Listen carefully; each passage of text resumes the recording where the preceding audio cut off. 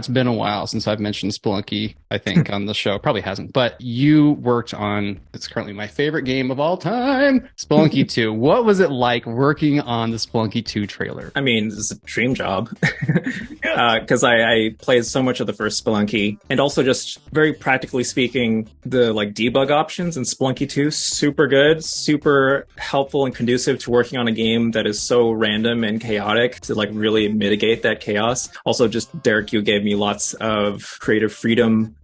He's a really chill guy, and he pretty much just trusted me to do whatever. He's like, "Yep, that sounds good," and then we just went buck wild. Awesome. Also, it is not lost on me that is Derek Lieu working with Derek Lieu. And the funny thing is, his daughter his daughter didn't care that we're both named Derek or our last names rhyme. She just thought it was funny that we both wear glasses, which I love. It's super cute. That's the way kids think. Yo, yeah. But anyway, the game itself, is a lot of fun because there's so much stuff in there, and I got to, as a fan, think, okay, what would I want to see?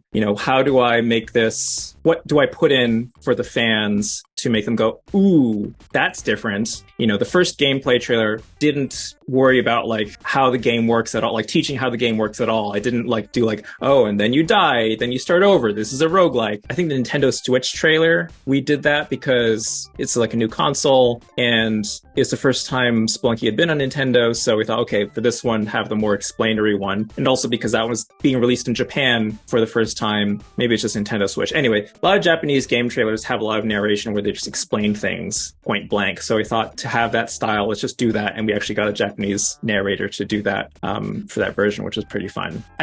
I get the feeling just from the things that I've seen that you were aware that there are fans out there like me who are going to analyze every frame. Oh, yes. Okay. I can talk about that. Were you thinking about us? 100%. 100%. I knew it. I knew it was going to be frame by frame, even though there was a couple things in there that slipped through that I didn't realize slipped through, but I was happy that they slipped through. So one example was when in the gameplay trailer, when you kill Quillback, a Matic came out, which I think changed later on. I think it's not that way anymore. But like that was like frame by frame, out of the explosion comes a Matic. Or there's one shot where the ghost freezes the shopkeeper, you kill the shopkeeper by smashing them, and then there's a key. But like the key's on there for like 3 frames. And I knew someone's going to screenshot this.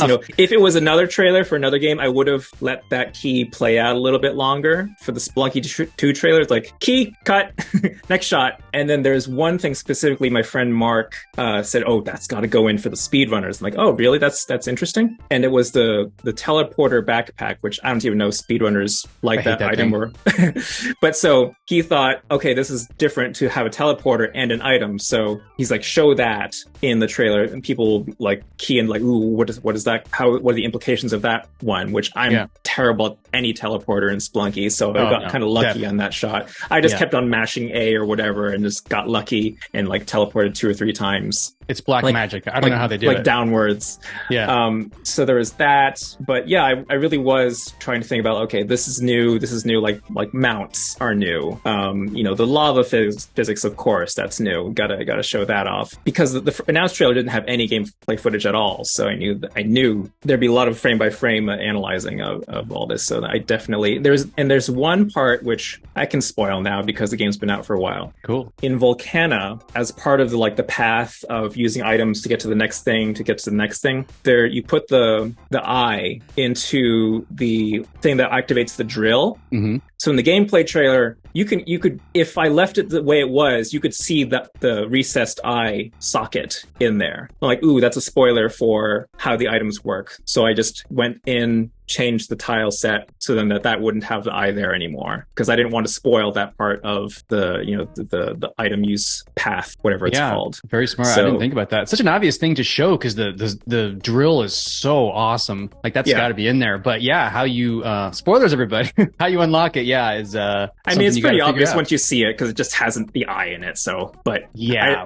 I knew that people wanted to figure that stuff out for themselves. As an example of just like debug stuff I did was, people hate the moles in Spelunky 2. Death to all moles. Yeah. So for the moles shot, I actually had to pump up the moles because it was a pretty quick shot. I needed to get a whole bunch of moles so then that by the time I captured, I didn't have to like wait around for like 3 moles to get to the same area. I just pumped up the numbers so then that was easier to capture because I wanted to make sure that people could see them and doing their thing, and I didn't want to spend all day trying to hope for serendipity, which is sometimes how game trailers can work, especially with like a randomly generated game like Spelunky. Right. Yeah. You just want the stars to align sometimes, right? I was watching, I think it was one of your TikTok videos, or it might have been one of your awesome YouTube videos, but you were talking about a specific section that you were like, it was like its long death, and you were like, I got lucky that they just kept knocking my corpse like off these platforms. Yeah, there was like there's an ice cave one where, actually, so the debug thing for that was I had an option to not show like the you died screen where the book comes up, because pretty much as soon as you die, then the thing pops up. But when I had it turned off, the debug, the body just kept on going, which if you played the game, it will happen in the background, but it's in this little window inside the book. So I turned that off so that you could just see the body just keep going as long as the physics would allow for it. But like in the sound effects also changed to like an echoey sound after you die too. So that's something that's probably in there. I love that too. It sounds like you and I have the same mentality when playing Spelunky, which is that it's a comedy first, sort of, or like when you die, you're like, that's just funny. Like I don't get mad about it. And so when there's those long deaths where I love that because the game could have just ended, right? Could have just, let's stop. You're back to the title screen. But instead, they let it play out and the sandbox just keeps going. And like sometimes it's boring and just corpse sitting there. But other times, like just nonstop stuff just keeps happening. Yeah, that was actually one thing that I think Derek said was he did want to convey that, like, I think like the fun and the humor. I know that from his perspective, I think he thinks Spelunky 2 is more approachable, I think he said at some point.